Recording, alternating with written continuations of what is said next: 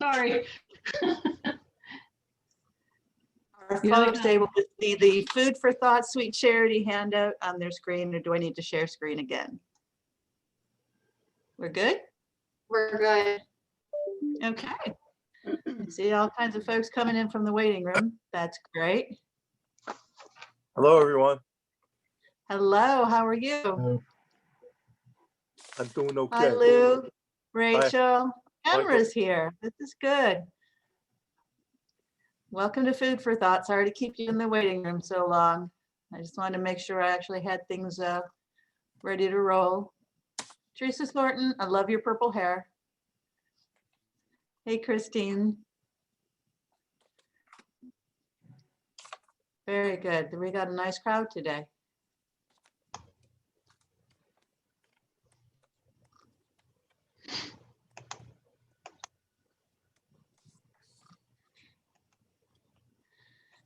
Stephanie, we've let people in from the waiting room. You are all set. Great.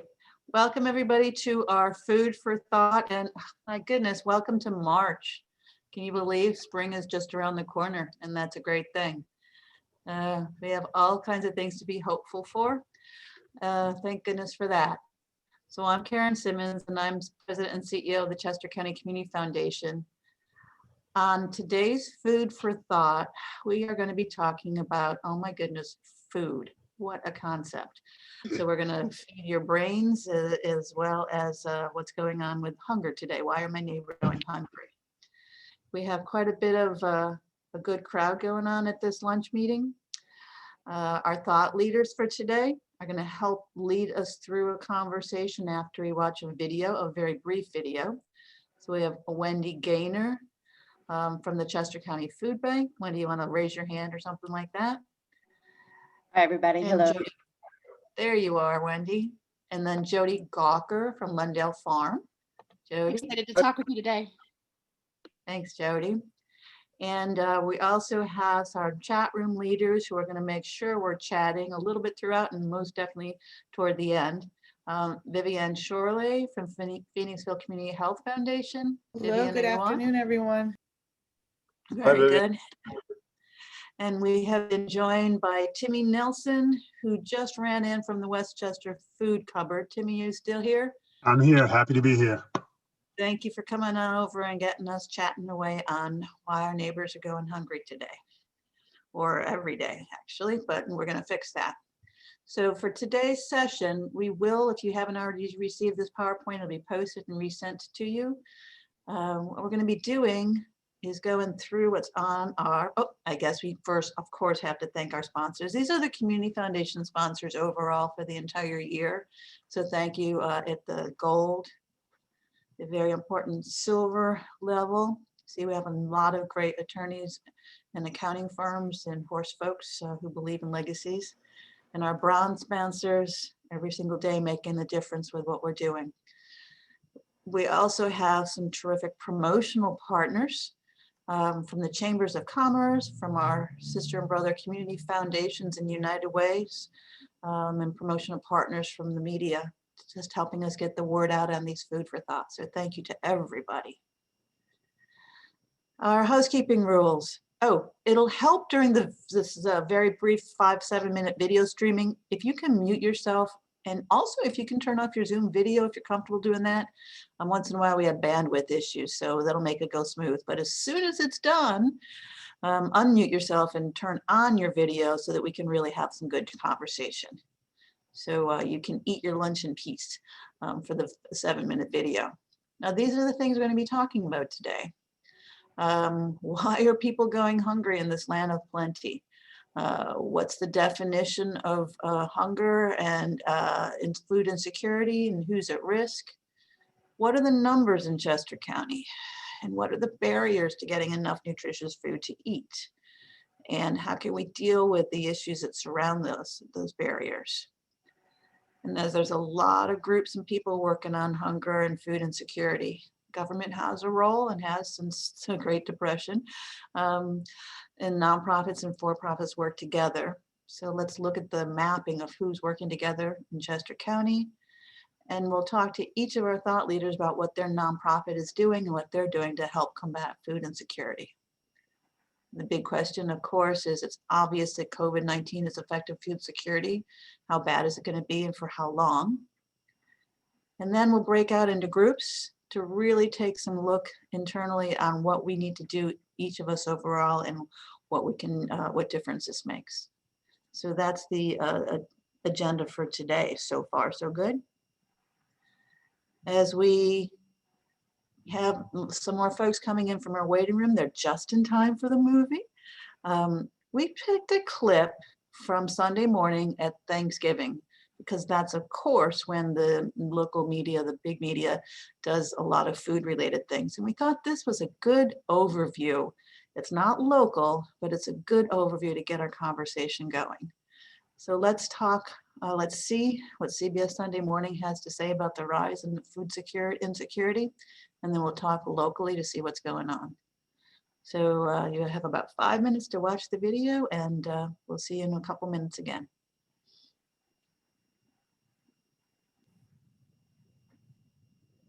Talking turkey this Thanksgiving might be a little easier for distressed families thanks to assistance from some hardworking organizations.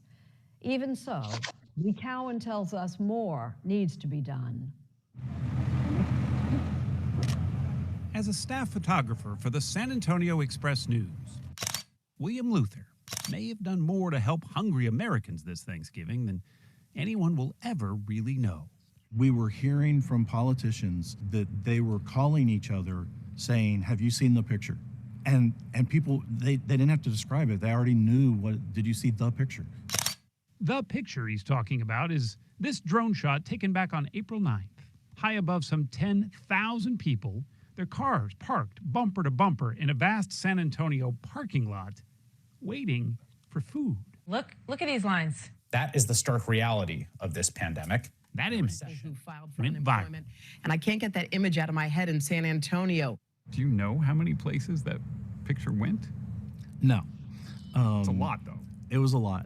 I think it really helped put clarity on something that was really difficult for people to understand. If there was any doubt that COVID has deepened America's hunger crisis, that picture dispelled it. God bless you. Happy Thanksgiving. Folks at the San Antonio Food Bank, as well as its hundreds of volunteers, like Paul Drummond, One more chicken. haven't seen the lines stop yet. You know, and it's the kind of thing that you keep thinking it's going to be over. And not only is it not over, but the need just grows. There we go.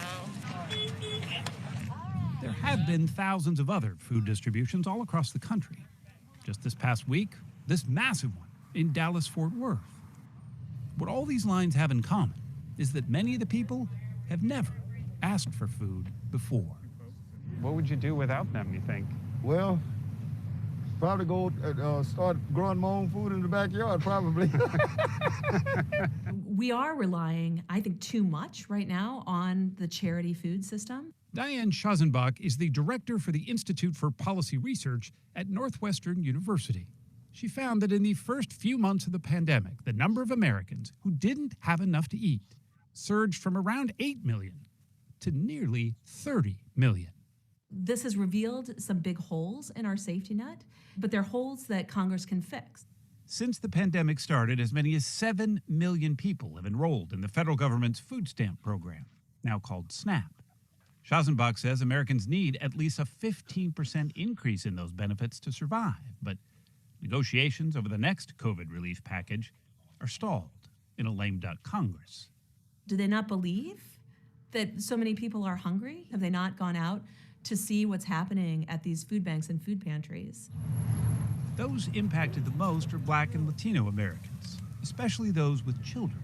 We were in need of food. Catherine Nguyen, she's a mother of 5. She lost her job as a housekeeper in San Antonio during COVID. You have to decide if you're going to pay a bill or not, or decide to go get groceries, and maybe your water or your lights might get turned off the next month or something. It's down to that now. Yeah, it's down to that. Hardship is nothing new to San Antonio. Since 2013, the overall poverty rate in the city has hovered between 18 and 20%. That's nearly twice the national average. In 1968, a CBS documentary hosted by our very own Charles Kuralt, put the city's struggles with hunger right into everybody's living rooms. CBS News has spent the last 10 months investigating hunger in America. The hour-long special offered an unflinching look at hunger in the richest country in the world. Father Ralph Ruiz, a Catholic priest, lives and works with the poorest of San Antonio's Mexican Americans. What school do you go to? Cameras captured this moment with a young boy named Jerry, Do they have a cafeteria there? Yes, sir. who told Father Ruiz that he couldn't afford the 35 cents for lunch at school. What do you eat at noon then? Nothing. We found Ruiz, now 85, retired from the priesthood, still living in San Antonio. The poor needs the assistance of those who have. That never changes over time. That's why we have to work hard to make it change. We met him at the Inner City Development Community Center. It also houses a food pantry. It's a program Ruiz started after the documentary. It's fed more than 3 million hungry San Antonians since. Thank you. Okay. Have a good one. Thank you, sir. The world is full of hungry people. You find 4 people, you find hunger. It's probably fair to say that Ruiz never could have imagined San Antonio's food bank this busy or this big. The warehouse holds about 2 weeks worth of food. Eric Cooper is president and CEO here, How are you? but it's hardly a desk job. You'll get through this. He routinely walks the lines, getting to know those he serves. Without the food bank, we wouldn't make it, sir. In April, he was in the midst of that endless line, apologizing to the hungry for having to wait so long. I wanted to make sure that those families knew that I was sorry. And instead of being greeted with like, yeah, we've been here for hours, I was greeted with this like, God bless you, thank you. Not a single family left that day empty-handed. A loaves and fish kind of miracle that is being performed here and all around the country, almost every day. I think we, in life, go through seasons of struggle, and COVID-19's created a lot of struggle, but this season will pass, and we just have to get through it together.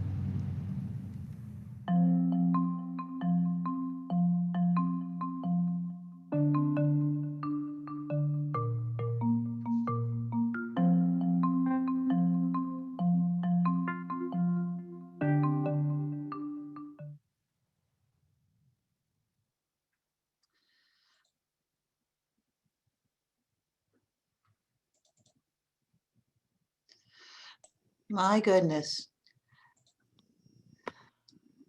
It's pretty compelling for CBS Sunday morning. Could everyone please unmute themselves? We'd like to have you back. And we should be able to see our PowerPoint screen again. So we just want to make sure on that. Welcome back. Today we have our thought leaders, Wendy Gaynor from the Chester County Food Bank, Jodi Gauker from Lundale Farms, and helping along with our discussion are Vivian Shorley and Phoenixville Community Health Foundation, and our incredible Timmy Nelson Wonder Volunteer. So let's do a little bit of talking about a couple definitions. Jodi, you want to get us started with this? What are we talking about here? So I know you all know how to read. So food security, the definition of is here, reliable access to sufficient food. And sufficient takes on many forms, right? So is it affordable? Is it nutritious? Is it culturally appropriate? We have a variety of cultures in Chester County, obviously, and we want to ensure that we're serving them all. So imagine with me, if you will, you lose your job or something happens in your family, you have a health crisis. Are you prepared? Do you have the savings, and are you able to know where your next meal comes from? Unless you're a farmer, the chances of you knowing where your next meal is coming from are probably slim to none. So you may need assistance.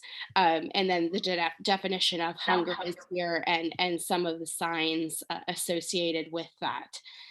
We can go ahead to the next slide. So in my other duties as assigned, in addition to being the executive director of Lundale Farm, I'm also a member of our county planning commission in Berks County. So something that's really important to me is how much money are people spending on housing, and how much should they be paying, and is there housing available for people? So we can see that 71% of people in Chester County live below the federal poverty level. Well, what is that exactly? For one person, that's $12,760 a year. And the key is that Americans should pay approximately 30% of their gross income on housing before taxes.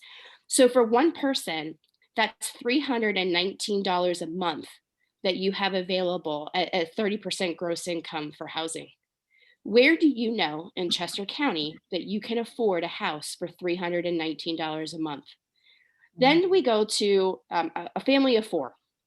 The federal poverty level is $26,200. So that gives you $655 a month for housing. Still in Chester County, where do you know that you can afford somewhere for $655 a month? And that's just the federal poverty level. So that's just 7.1% of Chester County residents. How many Chester County residents can't afford their home, let alone to worry about utilities or their health or where the next meal is coming from? So this is all very, very tied together. And planners are working at it, and farmers are working at it, and now the Community Foundation is having a conversation about it today. So we'll get into a little bit more about how COVID has influenced this a little bit later. But just keep in mind that many Americans are just one incident away from poverty. So keep that in mind as we go about the presentation today.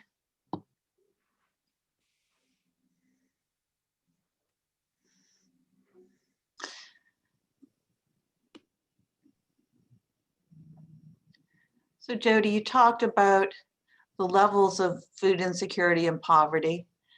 I'm wondering actually if we can talk about the food bank, of who is working on it. Wendy, can you give us a little bit of an overview? Sure, absolutely. I appreciate that Jodi laid out those numbers, and what's helpful for people to know.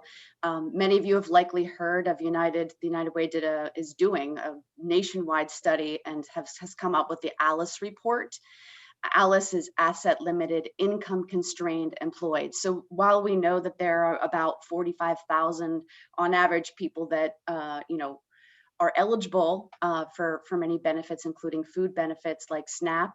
We know that there's upwards of maybe 75,000, 80,000 people who have enough to meet that income threshold, but do not make enough money for basic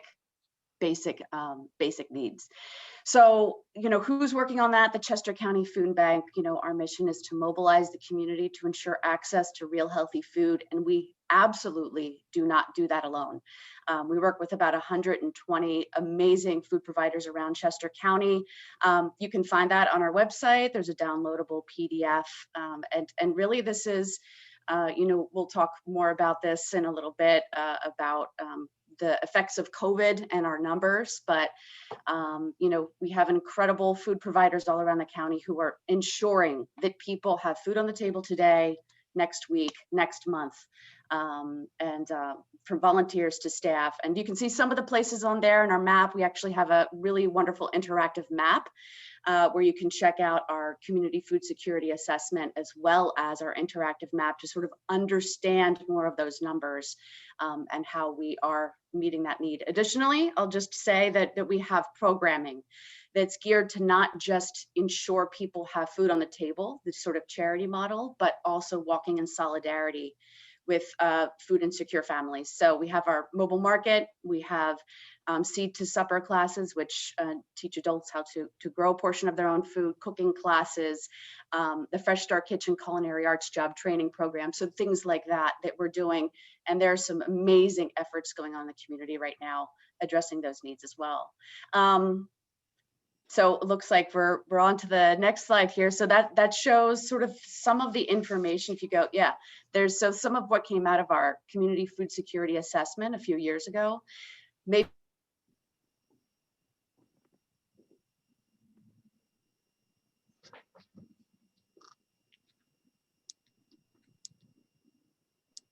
not surprisingly, a big part of their barrier to food security. Utilities and bills, medical bills, about 26%. Again, I won't read all this to you, but then the other graph there talks about some of the reasons people might not be going to pantries. Number one reason is transportation. So transportation continues to be an issue as well in Chester County. You can see these graphs and more on our food security assessment on our website.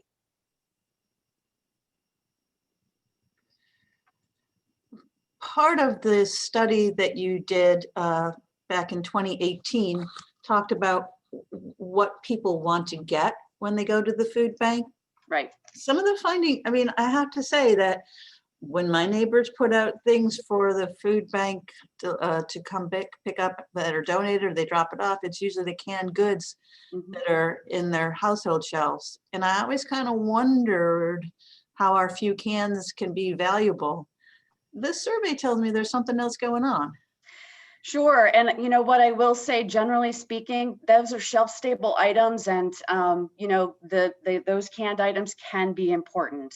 You know, we do have a toolkit on our website that sort of helps people try to purchase things that are lower sodium, lower sugar content, those types of things. But what we found in our assessment, which we knew, but now we have the evidence to show it, is that people want fresh produce.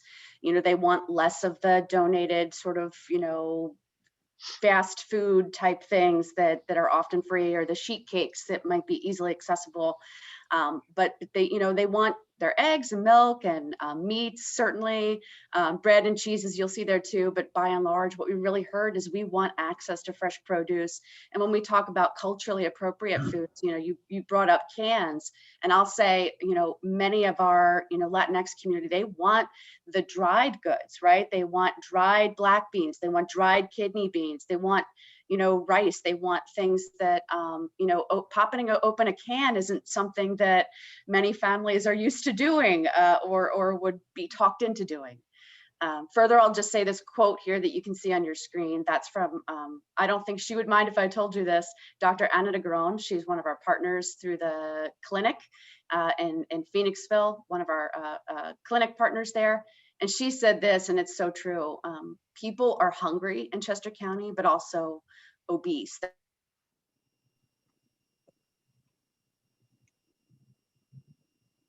Volume cuts out. What's going on? Is anybody else having a volume problem right now? Yes. No. Yes. Yes. Okay, we're gonna find out. She'll be back. Yeah. I believe her internet might be buffering because of the high winds from yesterday and this morning. Oh, weather. God, Mother Nature never loses. I think she is buffering. So people in the north can hear and people in the south probably can't. Jodi, can you hear? I cannot. All right, Jodi, I'm going to put you on the spot until she comes back. Speak about this slide so folks can hear you.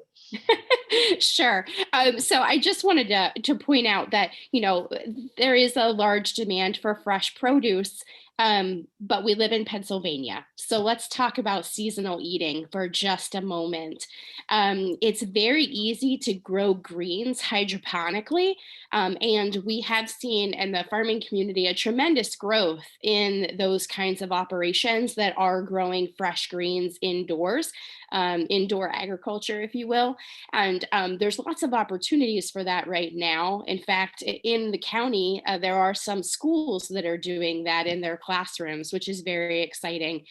But fresh greens inside is great. But many of us eaters don't understand that we cannot grow carrots in Pennsylvania 12 months out of the year. They're a storage crop, and we can keep them as long as we possibly can if we keep them at appropriate temperatures. But how many food banks in Chester County have access to storage that can keep these healthy foods for a long period of time? I know my local food cupboard, I wanted to buy milk and donate gallons of milk, but they didn't have the refrigerator space. So in order for me to donate that milk, I needed to make that donation at a very specific time and bring coolers so that it was available. So that's a very high in demand, but there are lots of complexities that make access to these things a little more difficult in some communities. Which may be one way we can help overcome some of this in the future.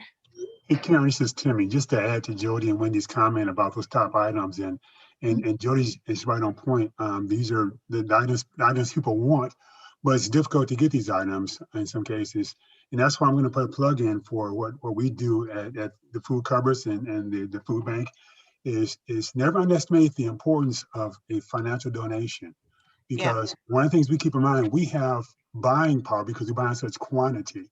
Yeah. So if you donate $1 to us, that's like donating $1.25 in many cases. Yeah. So never underestimate the importance of that. I think that's crucial, Timmy, because the fact is, and this is where it gets into whose role is what. The food banks and the food, I mean, I think Wendy is back on her internet, so we'll find out. I'm here. Wendy up there. Yeah, I mean, you have such incredible buying power. So, I mean, I question my little neighbors giving their cans of food when really if they gave a gift card or a financial donation, you could stretch that money so much further and help access some of the fresher produce as well as more culturally appropriate things. So Timmy put in a plug for Just Give Money people too. I think that's important. Yeah. I also want to provide a shout out to the Commonwealth of Pennsylvania. They have a food assistance program that actually will pay farmers for their excess goods. Right. So farmers, we're all very charitable, but we also have bills to pay ourselves. So through the PASS program, the food bank is able to access funds to pay farmers for extra goods, say if there are extra apples or extra beef in the freezer. The farmer can give it to the food bank at a lower cost, but also be reimbursed at least break even so that they're able to pay as well. Very good. Let's actually, you talked a little bit, Jodi, about the farmers. Let's keep rolling on that. You want to talk a little bit about how Lundale Farm is doing its work in relation to food insecurity? So Lundale Farm is a little place in northern Chester County, pretty much close to the intersections of routes 23 and 100, if you're familiar with the area of Pewtown. Lundale Farm is dedicated to helping our three target audiences: farmers, landowners, and eaters or consumers. So we help farmers by providing access to farmland. We currently have 9 farmers on the farm, which I'll talk a little bit about in a few minutes. We have 520 acres where we have these 9 farmers, so lots of land. We can consult with landowners on the best use of their land, whether that be what do you want to see whenever you look out your back window? Do you want to see a greenhouse? Do you want to see livestock? Do you want to see, produce in the ground? And we talk through some of those things so that landowners who do have excess land that could be used for food production are doing that. And we also like to provide educational opportunities for our eaters or future consumers on what is sustainable farming and how to make food choices that they can vote with their dollar every day for the kind of food system that they want to see in their backyard. So if you go to the next slide, you can see a brief description of some of our farms. We have Knee-High Farm, which I wanted to point out is a vegetable CSA on Coventryville Road. They're very visible, especially if you're headed toward French Creek Elementary School. Emma is also doing some exciting things there in the way of sustainable fashion industry. So growing flax for linen and also indigo as a cover crop, but also as a sustainable dye for the fashion industry. So a nice little crossover and some research opportunities that she's able to do at Lundale Farm because of the opportunities that Lundale has provided her in the way of housing and land access at the farm. We also have 2 farms raising pigs and some other livestock, chickens, True Leaf microgreens. I just wanted to point out that the microgreens are primarily grown for restaurants. What has happened to restaurants since COVID has hit? So Eric right now, his greenhouse is sitting empty because it is set up for microgreens and not necessarily anything else right now. And the restaurants are shut down. So being mindful of that situation and what farmers are actually going through right now. Crow and Berry land management is another exciting opportunity. Austin Unruh, the farmer, is working with Stroud Water Research on what they call multifunctional riparian buffers, which is just really a big fancy word for how farmers can plant plants along stream banks that will also have an opportunity to grow food or make them money, like brambles, raspberries, blueberries, things like that. Elderberries, tree nuts, so they can harvest those, pawpaws and persimmons, which are really exciting fruits that a lot of people don't know about, but are able to be grown in Chester County and can be grown on these stream banks. So another really exciting project there. And we also have a new 9th farmer for 2021, Grasshopper Flowers. Aaron DeLong, who is an employee of PASA Sustainable Agriculture, is also a resident of Lundale Farm and is starting a really exciting agroforestry project in our 200 acres of forest, where he's going to be growing some plants for medicinal purposes, like golden seal. So just another way that we can grow food in the forest. You can go ahead to the next. This is pretty exciting, all this incredible food on Lundale Farm, but how do we get it to everybody? And I look at this because as we look at COVID and we look at what people want who are really taking full advantage of the food pantry, how do we get it to folks? And I guess the question over here is the whole thing about food insecurity in Pennsylvania. These figures, Wendy, you see them. They're from the food bank studies overall and Feeding America. Mm-hmm. We were actually doing better. If you look at 2016, the figures were going down about food insecurity. Our average meal cost is higher in Chester County than the rest, but we were doing better, right? That's right. I think, pre-COVID, things in Chester County we're looking pretty good. And, we still have the resources here, which it's been sort of incredible to watch not only our food providers, but other groups around the county sort of coming out of the woodwork and saying, what can I do during this time? But before that, not doing too bad. There's still quite a lot of work to do before that. And you talk about the rising cost of the meal. Well, it's, again, understanding those numbers, that it's more than just people who fall, below the poverty level. There's a lot of complexity to understanding food insecurity in Chester County. Housing, medical care costs, transportation, childcare, all of those things play a part.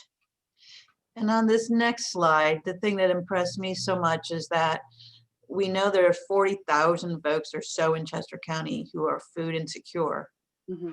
And then when we look at the rest of the Commonwealth, oh my God, we're doing better this year. But still, to be somebody who's food insecure, surrounded by all this incredible abundance, it's kind of even smacks even harder by comparison. It shouldn't be in this land of abundance. So it is getting better, but at the same time, it still hurts, of course. So really, it does. And I say that I firmly believe that if there's anywhere in this state that we could shorten the line, that we could reduce food insecurity, it's this one. We've got the resources, we've got the brain power, we've got what we need to work toward ending food insecurity here. So I think it's about the willpower then to do it together. Yeah. So let's talk about that. And actually, Wendy, while you were out, we must have missed one of your slides. I'm going to actually, if you don't mind, I'm going to go through really quickly to go back and then come forward to chat rooms, because I do think we had a little breakdown in our system from what I can tell here. I can't find the slide I was looking for on the food bank. No, I'm wrong. It must be, yeah. But you did talk about all the partners in the food bank and the programs overall. So sorry, I was just looking. Good, I'm glad you heard that before I popped out. Not sure what happened there. The internet and the wind. So talk about how COVID has really struck Chester County, what you've seen from the food bank, Timmy, what you've seen from the food cupboard, Vivian, what you've seen from the Community Health Foundation, Jodi, what you've seen at Lundale Farm. How has COVID really impacted food security, and what's on your wish list? If you could take a look at anything, if you could have whatever resources you wanted to relieve hunger and food insecurity, what would be on your wish list? So what are you seeing? Well, you know, I'll add one thing first. How food hunger has impacted Chester County. I'm thinking during COVID, post-COVID, if you would. I tell you what, it brings you back to earth, because I can tell you of a number of cases, many cases, where we have people, they come to the Westchester Food Cupboard, and their first comment to me as I greet them is that I've never had to do this before. Right. And so one of the things that we keep in mind, along with giving people as much fresh produce, meat, dairy, etc., plus the other canned goods that we can give them, is also an issue of self-esteem. We got to make sure that we help people overcome this issue with food insecurity, but also keeping their self-esteem intact. And that's very important, because I can tell you of a number of cases where I've had conversations with adults that come through and they're ashamed to come.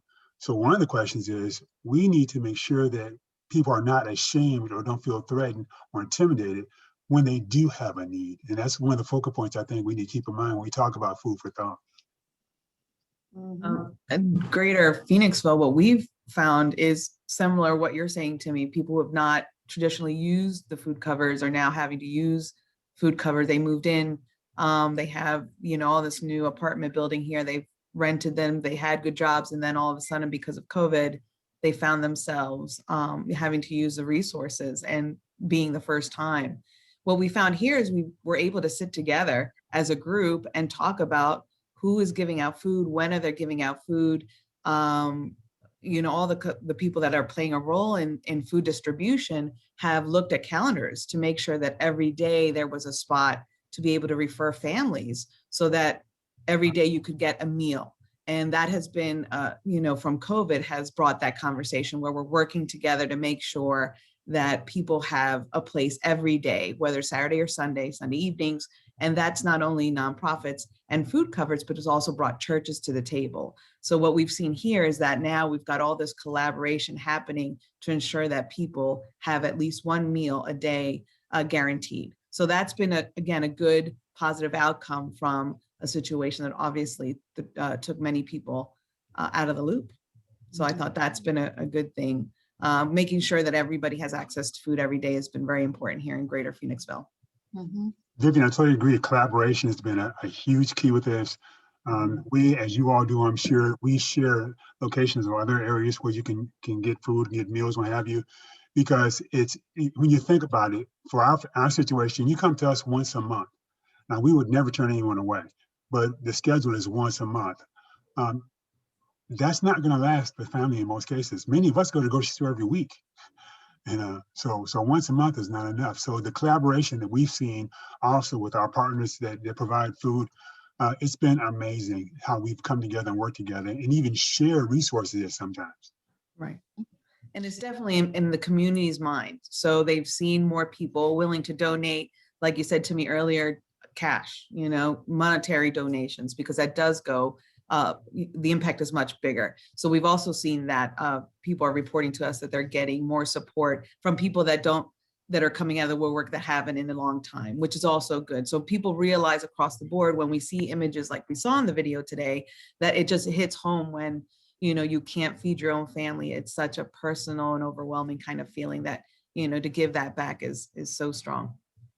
And hey, Vivian and Timmy, I have a question. I've been wondering along those lines of people feeling like they don't want to reach out. I'm wondering if the huge response that we've seen in our county and nationally, if some of these folks needed to reach out before the pandemic, but were embarrassed. And when the pandemic hit, it almost made it okay for them because so many others needed help. And I'm just wondering if we're going to see this surge continue because maybe it wasn't as related to the pandemic as we thought it was. There's a trick question that's very, very serious. I would like to hear a lot of discussion on that one. Can you unmute yourselves across the whole chat rooms so that we can have a group conversation? Christine, great point, because when you see situations where people, for instance, we serve clients 3 days a week. And when you see certain people that don't come back at certain times, there's also that question as to where is this person? We've gone as far as some cases, well, you get to know your clients after a while. And we've gone as far as some cases to call and see, is everything okay? And do you need to come see us? And we're here for you. So Christine, you're right on point. There's been some issues before COVID hit. COVID has exacerbated some of these issues, so people have no choice. And that goes back to the point that because the person now has no choice but to come to a food resource, it's so important. We make sure those people understand we are there for them. We're not there to judge them. Hey, I have a question. You know, we have so many supermarkets in the area, and are they aware of the scope of the problem, and do they contribute the fresh produce? Because one of the learnings for me on this thing was that, you know, the canned goods are great, but people crave or really want the fresh produce. And do the supermarkets contribute to that? They do. Yeah, that's a great question. First, I'll say to Christine's point, just to go back, there is quite a bit of stigma as well as fear of immigration status with people not going to food pantries. It's come up in the last few years. And Fred, to your question, which is a really good one, there's a great organization, it's Grocers Against Hunger. So there is food there, including fresh produce that comes through the grocery store system. As you might imagine, it's you know, seconds and thirds at that point. So it can become tricky. I worked at a great food pantry in Montgomery County several years ago, and you know, what you would receive in from one day to the next might be something you might not want to eat yourself. So yes, they do. The short answer is absolutely. They are a part of our system and ultimately a part of the solution as well. And Fred, to add to Wendy's comment is that you'd be proud to know that your major grocery stores are great contributors to food cupboards and food pantries. We get deliveries on a regular basis, and I'd say almost daily from at least weekly. Every store gives us something that they pass on to us, which includes, as Wendy talked about, fresh produce, meats, et cetera, et cetera. Everything you saw on that list, we get it from a grocery store at some point in time. As she mentioned, it gets tricky, but when we see something that is just about reached its shelf life, we're very upfront with our clients, and we'll let them know that, for instance, I have some bananas. Again, kind of ripe, so guess what? They made great smoothies, made great banana bread, but guess what? They're still very functional. So our grocery stores are very supportive. Okay, Joan Holliday just asked the $40 million question, and I'm going to throw it out to everybody. When we say that this is systemic, do we have a countywide coalition that's looking at housing, transportation, childcare, utilities, and food insecurity as interrelated and trying to find ways to address this systemic issue? Wendy, do you want to speak on that a bit? I do. Yeah. So I just need to promote this amazing group called the Southern Chester County Opportunity Network. This really came out of Bridges Out of Poverty teaching and movement, which if you've never taken a Bridges Out of Poverty workshop, I encourage you to do so, and really helping people to come in with the same language around addressing some of these things: housing, transportation, community access to. Yeah. I can continue because I'm a part of that. Thanks, Joan. The wind is bad in Exton today. Keep going. I appreciate her pointing that out. And I think there is a wonderful grassroots effort with everyone trying to look at these structural issues. We're volunteers, however, and so I feel like we're all at a point that we're interacting with some of the more formal systems to start seeing some changes, because transportation, you know, we worked on it just so much with SEPTA and different transportation places, but it's still big. So we have to keep that communication going. But I do agree. I think that's probably a good way to begin, but we just need to stay with it. Yeah, I do feel that we need to start looking at all these problems systemically, because they do interrelate, and we have to see it that way. We really do. Mm-hmm. Joan, along those lines, I had my list here is what I would do if I had a crystal ball. And I would love to see more experiences for students in the areas of food production and entrepreneurship. I think that is so critical to start at a young age and empower people to want and be interested in growing their own food. And that teaches a certain level of work ethic as well, where you have more of an appreciation of what it takes to get that food from seed to your dinner plate. And I don't know any successful farmer that's marketing direct that doesn't have that entrepreneurship bug in them. And I think that entrepreneurship bug could also stem out to, okay, I don't have this job anymore, but I'm going to use my entrepreneurship background and create a small business to get me through until I get to the next step. And I don't think that that's out of reach. I think we can start that at a young age. And along with that, I would love to see more upskill programs in that interconnected network that you're talking about, especially around trades, because you know, we have such a hard time finding qualified people who can, you know, fix HVAC units in greenhouses, for example. There's such a shortage. In addition to that, butchers, you know, we have that. You went to the grocery store and you saw that there wasn't meat on in the display case. But if we had more local butchers, we'd be able to fill that gap and fill that need. So that's my big picture wish, right along with that line. Jodi, this is Stephanie Stevens. I recently had a conversation with Longwood Gardens, and I know that they started kind of beefing up their education program. In fact, they've kind of invested in Seed for Your Future. For those of you who are unfamiliar with it, I believe it's a organization that helps create awareness around horticultural careers. Is there a way that you know, nonprofits can take advantage on that? Do you know? I'm not sure exactly if there's an opportunity for nonprofits, but Ag Connect used to serve as a resource for those opportunities within Chester County. Unfortunately, when I moved on to Lundale Farm, the Economic Development Council did fill that position. So this is a plug for that as well. But there are opportunities out there. I know Penn State Extension is doing education in this area. PASA Sustainable Agriculture is, and they have a lot of apprenticeship programs that they're offering right now. There are resources out there, indeed. Pottstown Community Health Foundation is doing some exciting things right now in relation to food insecurity as well. So I do think there's opportunities out there. I think we need to publicize them better. I know my son goes to the tech school in North Monco, and the tech school has hydroponics as a place to go learn that trade. So again, tech schools is my plug for tech schools as well. Yeah.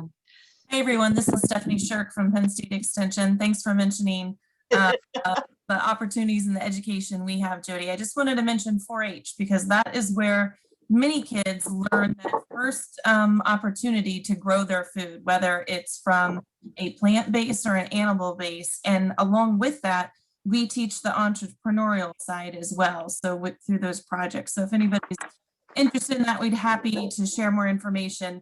I also just threw in a new study that's out there in case in your roles, some of the data sets and that data brief that's in the chat might be helpful to you. I know many people are using this data as they're applying for grants, looking for business justification for some of their programs. So I wanted to bring your attention to that. Before we divide in the chat rooms, oh wait, Chris, you had something, and then I was going to ask Wendy about her wish list, but Chris first. So Jodi earlier talked about housing, and we need to keep talking about that because we can have all the programming we want in tech schools and all, but if we don't have workforce housing, if we continue to have really high rents, then people can't afford to live here, and we won't have anyone to fix our heating systems or chop the meat or do any of those things. So again, that intertwined aspect. And Bridges Out of Poverty is a really fabulous program. I encourage everyone to look for an opportunity. We've got about 10 certified teachers, I think, in Chester County, and just kind of gearing up for the coming year. But if you get a chance to do that and learn that language so that we can talk about this together with this shared voice. Great point, Chris. I don't know if I really did justice to SCON or Southern Chester County Opportunity Network. I think the greatest thing it's doing is everyone's learning to be an advocate. It's like we're not waiting for someone else to talk about it. We've got committees that are talking about it and keeping it alive and well, and we make baby steps, but I think the community really needs to be the advocate, and that's going to make the systemic change with the infrastructure that's there.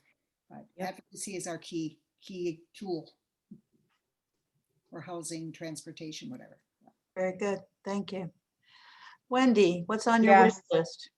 Here's hoping I don't cut out this time. How long do we have? Wish list. I think to Joan's point, to Chris's point, you know, if the wish is a food insecure Chester County, what does that look like? And I think first and foremost, we all need to ask ourselves the question, do we want to see the line shortened and ended? If you believe like I do that the answer is yes, and that we can do this, there are things we need to do. That means coming to the table with all socioeconomic backgrounds, cultural backgrounds, to take a hard look at a few things, talk about income equality, talk about land access for people to grow, control, and define a piece of their own food story, to talk about, you know, access to preventative health care and, you know, radical things like a fruit and vegetable prescription program like we have at the food bank, cost of living, housing, as Chris mentioned, and opportunities for the least wealthy among us to grow their own wealth like so many people are able to do across the nation. And finally, you know, this starts with taking a hard look at our own policies, to, you know, whether they support or create barriers for people, and just, you know, be real about it. You know, it's time to just be honest about what some of our policies do and don't do for people. And this means that we all need to be bold enough to come together and look at some of these structural inequities, particularly for people of color across our region. So those are some of my wishes. It really starts with us. And you know, if you've heard it here before, if you know some of these organizations that are doing this good work, support them with your time and your talents and your money. There's some good work happening here in Chester County. Time, talent, and treasure, definitely. That's right. How about we get ready to break into some chat rooms so we can get even more hands-on? I think there's two. Oh, but in the chat rooms, you can leave when you're done. But don't forget to come back in 2 weeks. This was a start. We have a really fantastic program in 2 weeks about sourcing and growing local and some of the justice issues involved with that. And then, you know, we have to have a little bit to eat. So our Sweet Charity Contest is 2 weeks after that. And there's more resources are on our website as well. So I just want to pass those 2 pages over. How about we're going to do some random breakout groups right now. Each of the groups will have a facilitator from amongst our wonderful cadre of folks. And we want you to focus on what brought you here today for food for thought. What did you want to learn? And what's your takeaway? What can each of us do? So let's get to know each other a little bit better in the breakout groups, and we hope to see you back in at least 2 weeks, if not sooner, to help us deal with this throughout the region. So thanks for the first start. Now let's divide into breakout groups. Staff, are you ready to roll? I'm ready. All right, break Thanks, away. everyone. Everybody have